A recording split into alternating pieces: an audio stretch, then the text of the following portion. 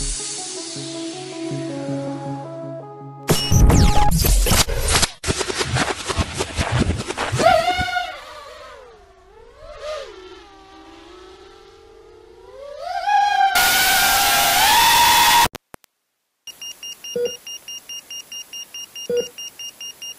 à tous, bienvenue sur PPT. Alors aujourd'hui je vais vous parler, je vais faire un pack aujourd'hui.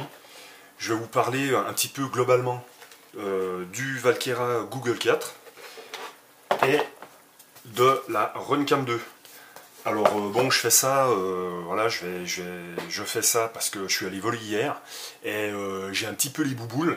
Parce que j'ai eu un bon crash avec mon drone, et d'ailleurs il a absolument rien du tout. J'ai eu beaucoup de chance, même les caméras n'ont pas pris, le drone a absolument rien du tout, donc c'est vraiment, le châssis est vraiment costaud, parce que bon, il est tombé quand même à bonne vitesse, et je dirais à une peut-être bonne vingtaine de mètres. Donc je vais essayer de en fait vous parler un peu d'un pack, donc du matos que j'ai acheté en fait. Donc à savoir la Runcam. En fait, c'est marrant, j'ai l'impression de commencer par la conclusion, par la fin du test, mais bon, c'est parce que j'ai pas envie de m'étendre sur la partie technique. L'essentiel, c'est le concret, c'est comment ça se passe en vol. Moi, voilà, je trouve que c'est bien mieux de voir comment le matériel fonctionne en situation réelle et concrète. Après, les caractéristiques, ça, tout le monde peut aller les trouver sur le web, voilà, on trouve tout. Donc, vite fait, la Runcam 2. Moi, ce que je peux dire, c'est qu'elle me plaît pour le prix. Donc vous verrez, j'ai fait un comparatif avec la Xiaomi YI ou Yi, la numéro 2, pour voir un petit peu les différences, hein, surtout au niveau de la stabilisation numérique, au niveau de la qualité de l'image. Hein. Mais bon, voilà, pour moi, ça, on va dire que c'est un bon produit. Donc elle est livrée dans un bel écrin. Non, il y a tout ce qu'il faut, il y a les scratchs, il y a des adhésifs.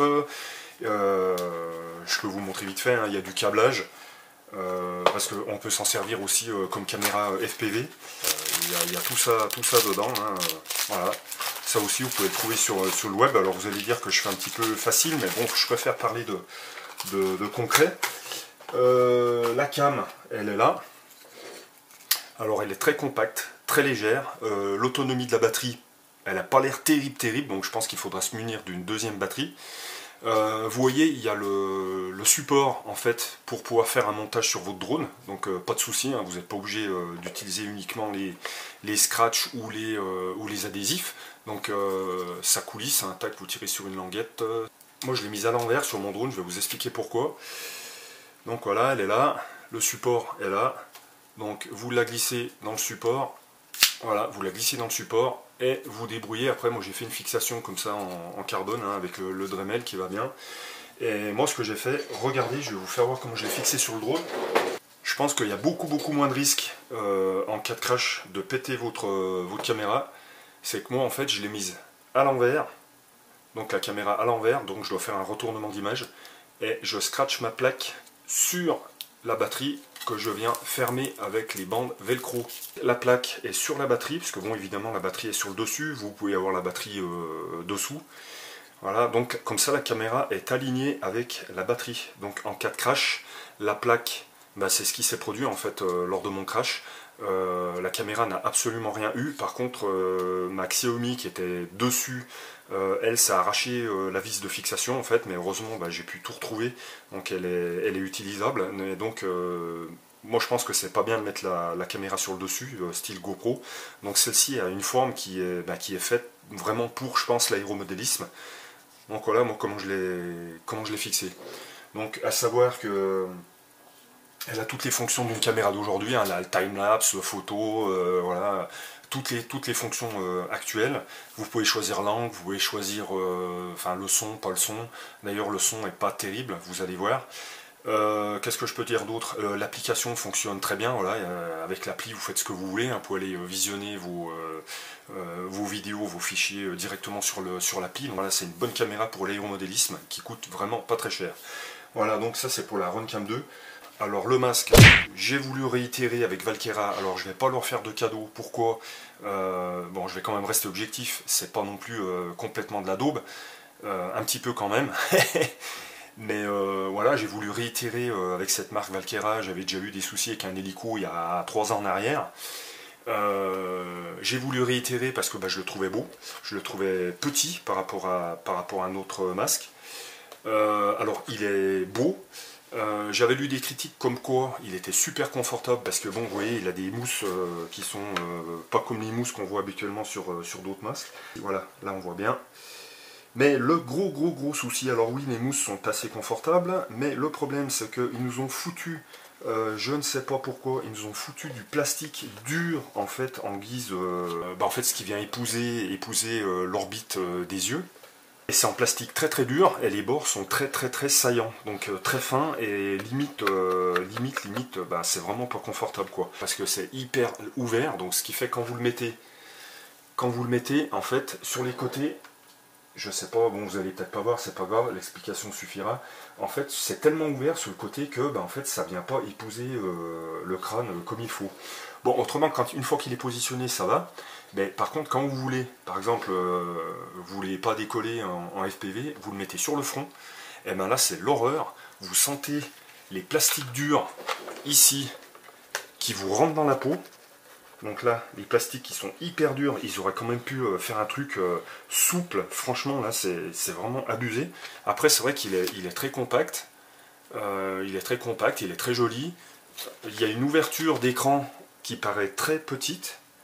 Mais en fait, une fois qu'on met, la tête dedans, si j'ose dire, en fait, on voit plus du tout ce qu'il y a en premier plan, mais on voit vraiment l'écran. Après, l'écran lui-même, je dirais, malgré tout, il est assez sympa, même si voilà, je suis peut-être trop exigeant, mais pour le moment, c'est du 800 par 400.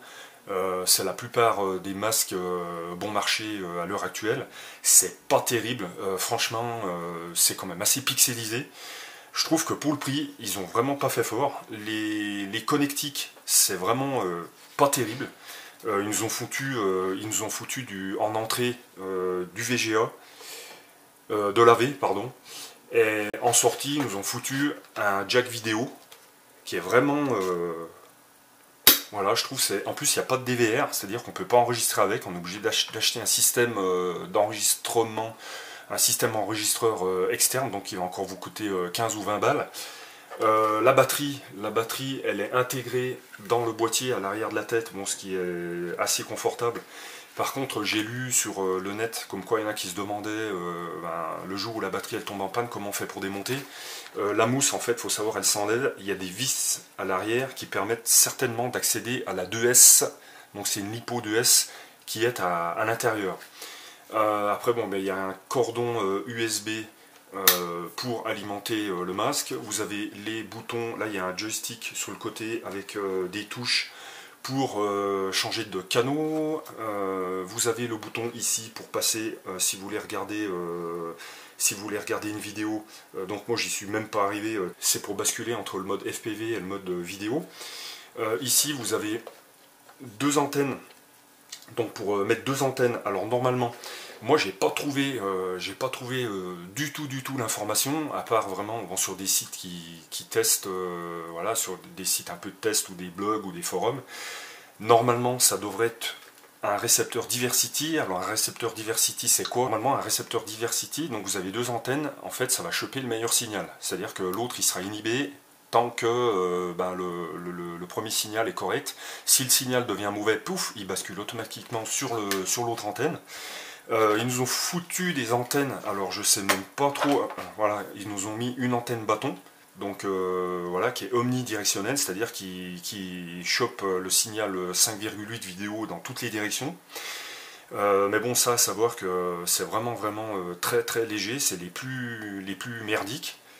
Ils nous ont mis une antenne, alors non, je pense, j'ose espérer que c'est une directionnelle vu la forme, mais ça ressemble même pas à, comment dire, ça ressemble même pas à une patch, parce qu'elle est horizontale au lieu d'être verticale. Une fois que vous l'avez sur le masque, elle est dans cette position là, donc je sais même pas vous dire le nom de cette fichue antenne.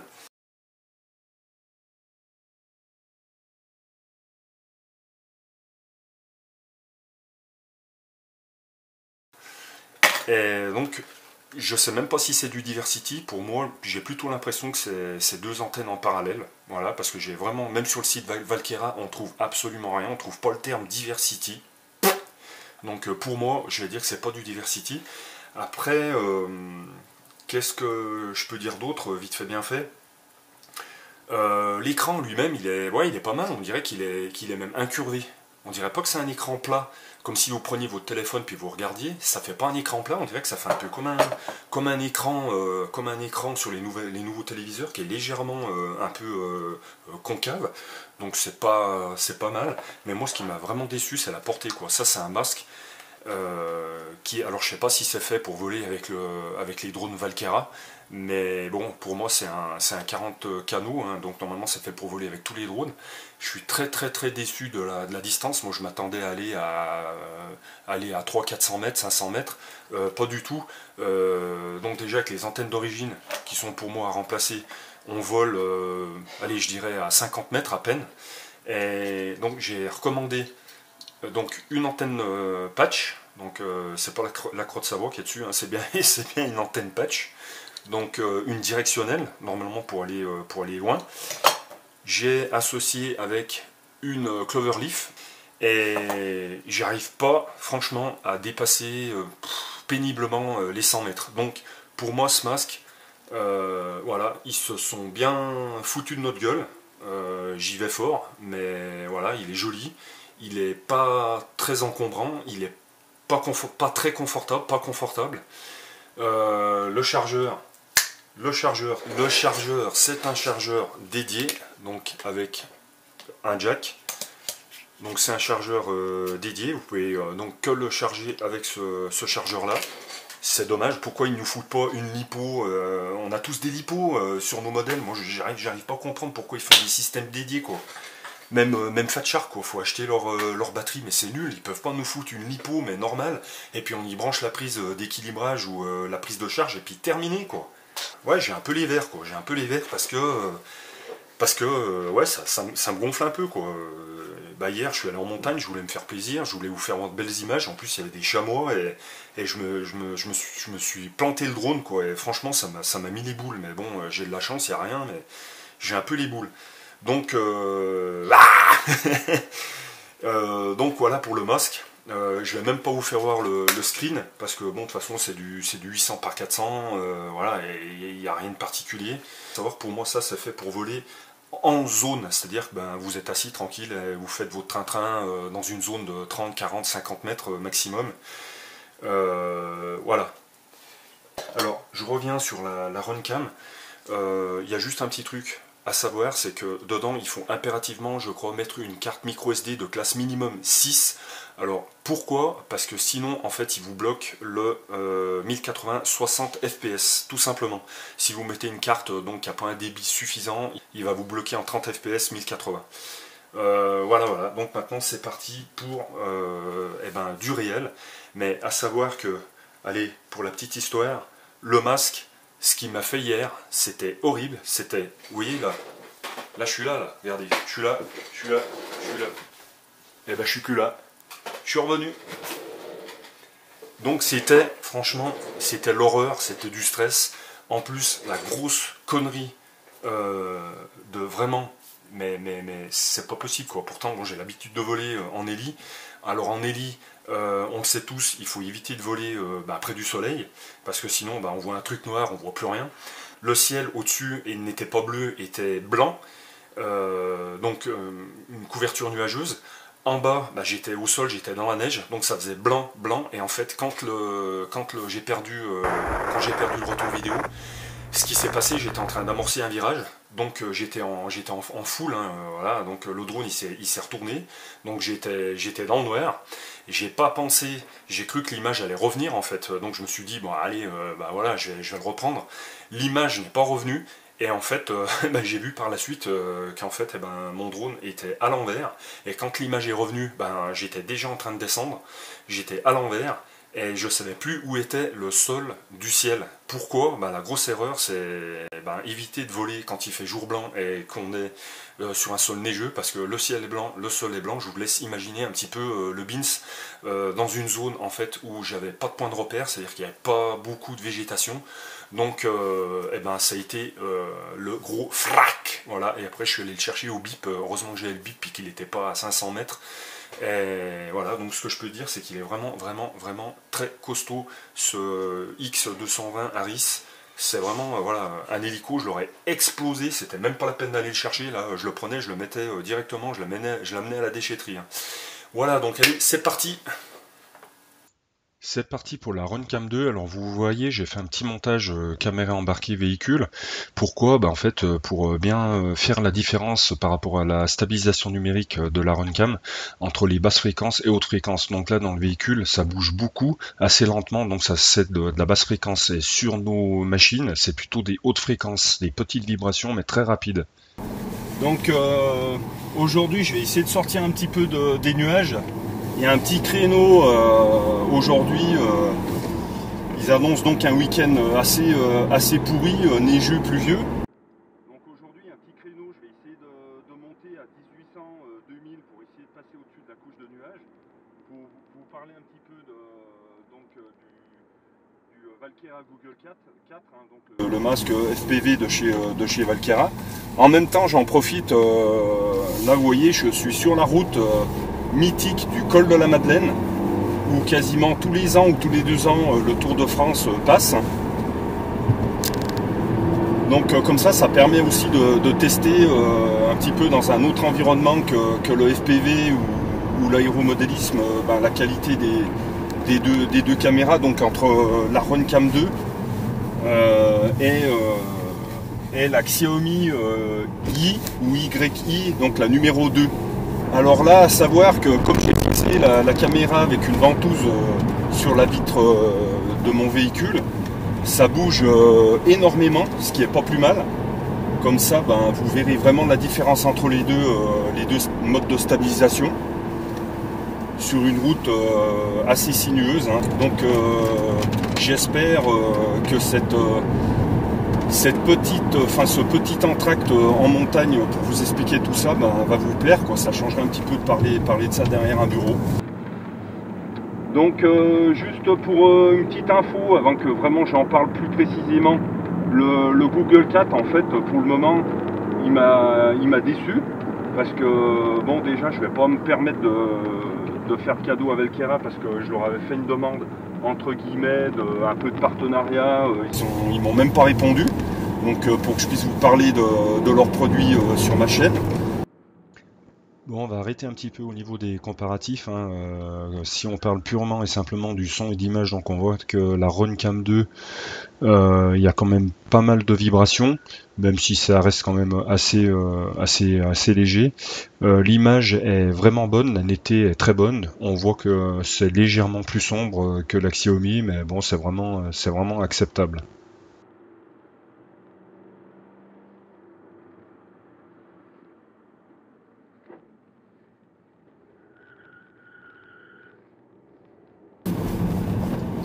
Alors sur la Xiaomi, nous voyons une image vraiment très lumineuse, très claire, une très bonne netteté, un son irréprochable, un angle légèrement plus grand, des vibrations qui sont vraiment très bien absorbées, donc des grosses vibrations.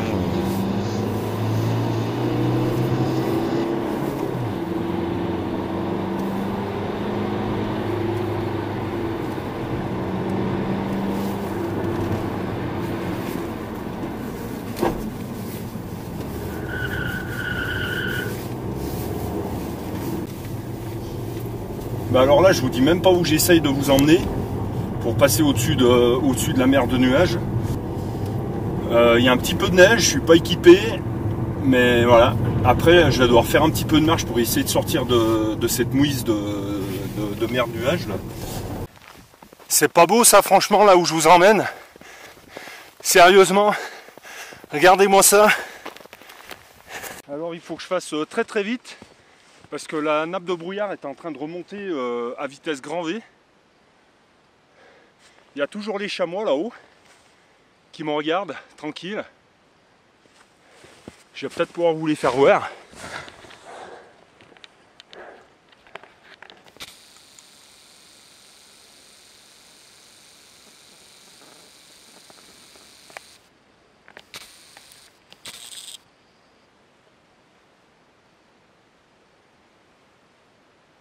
J'ai donné à peu près le même angle, c'est-à-dire un angle aux caméras à peu près 10 degrés. Au niveau du FPV, pour le moment, je suis à 7-8 degrés. On verra plus tard. Hein. Pour le moment, je vais faire du vol cool.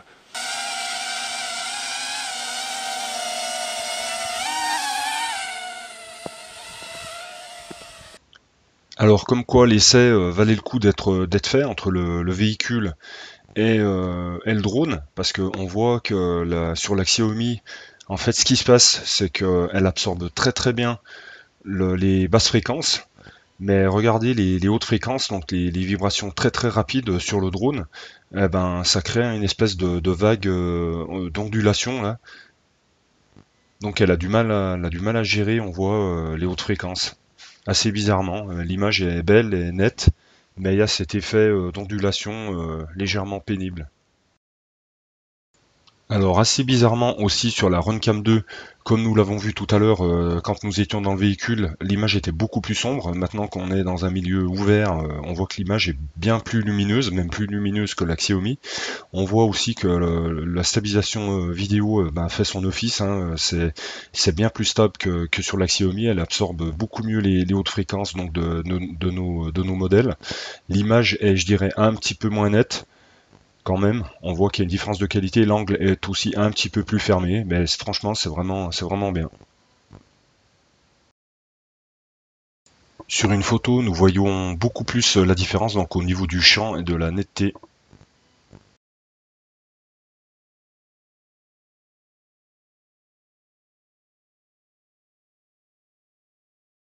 Alors, hormis la différence de luminosité, si nous voulons chipoter un petit peu, donc j'ai dû, pour recadrer les deux images à l'identique, j'ai dû appliquer un zoom de 20%. Donc on voit que sur la Runcam 2, l'image prend un petit peu plus de place pour avoir le même cadrage, ce qui veut dire que l'angle est un petit peu plus réduit. La netteté est quand même meilleure sur la Xiaomi, notamment on voit au niveau du visage et d'autres détails sur la photo.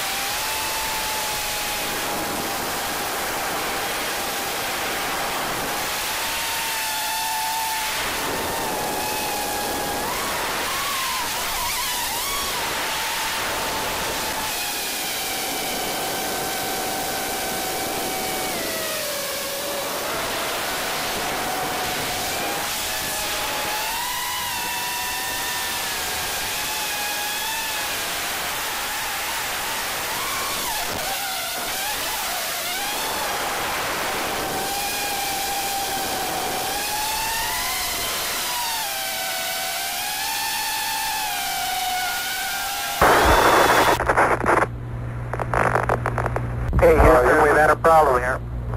Maybe bus undervolt. Okay, right now, Houston, the voltage is... Voilà, donc ma coopération avec Valkera s'arrêtera là, hein, vous l'aurez compris. J'espère que ce type de présentation vous aura plu. Je me suis dit que ça changerait plutôt que de vous en parler ici avec le matériel dans les mains. Bon bah voilà, d'aller faire un petit tour, une petite escapade entre amis serait beaucoup plus convivial. Donc j'espère que ça vous aura plu. Donc la Runcam 2, oui franchement je donne mon feu vert, je vous la conseille. Par contre le Valkera Google 4, voilà, je vais pas me répéter, pour moi c'est un produit très moyen, franchement Valkera là c'est bon, je vais arrêter. Donc à bientôt sur Passion Partage Tuto et bonne continuation à tout le monde, ciao.